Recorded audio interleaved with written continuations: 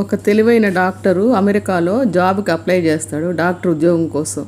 కానీ అతని అప్లికేషన్ని వాళ్ళు తిరస్కరిస్తారనమాట. సరే ఇంకెందుకులే అని అతను డాక్టర్ ప్రైవేట్గా ప్రాక్టీస్ మొదలు పెడతాడు.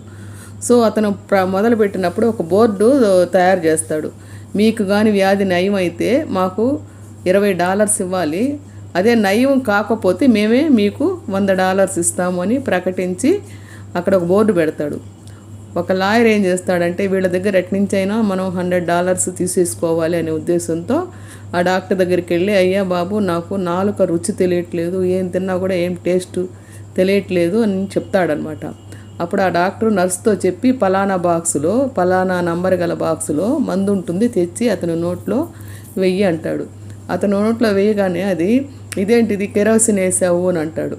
అట్టయితే నీ వ్యాధి నయమైపోయింది, నువ్వు నాకు $20 ఇచ్చి వెళ్ళు అంటాడు. ఇంకా విధి లేక వెళ్ళిపోతాడనమాట. అదేవిధంగా ఇంకొక రోజు వచ్చి నాకు మతిమరుపు వచ్చింది, ఏమి గుర్తుండట్లేదు అంటే సేమ్ డాక్టర్ అదే మాట అంటాడు.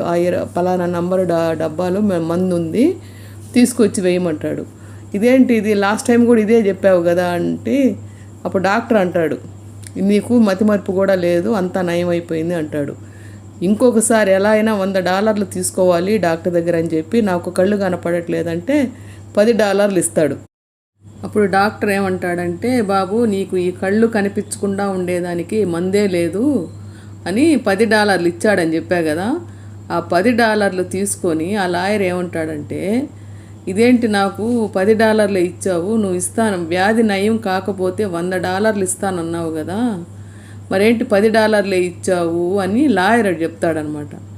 ఆ మాటకి డాక్టర్ ఏమంటాడంటే, నీకు కళ్ళు కూడా నయం అయిపోయాయి, ఎందుకంటే నువ్వు $10కి $100కి తేడా కూడా చెప్పగలుగుతున్నావు కాబట్టి నీకు నయం అయిపోయింది, కాబట్టి నువ్వే మాకు $20 ఇచ్చి వెళ్ళు అని చెప్పి ఆ డాక్టరు ఆ లాయర్తో చెప్తాడు. సో ఇక్కడ లాయర్ కరెక్ట్గా చెప్పాడా లేదా డాక్టర్ కరెక్ట్గా చెప్పాడా?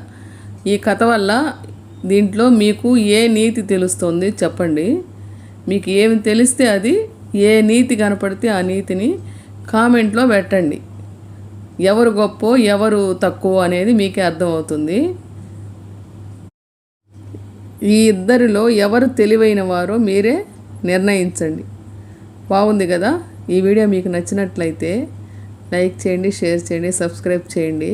ఇప్పటి వరకు ఎవరైనా సబ్స్క్రైబ్ చేసుకోకపోయినట్లయితే సబ్స్క్రైబ్ చేయండి, షేర్ చేయండి, బెల్ ఐకాన్ని ప్రెస్ చేయండి, మీకు మరిన్ని వీడియోలు వస్తాయి.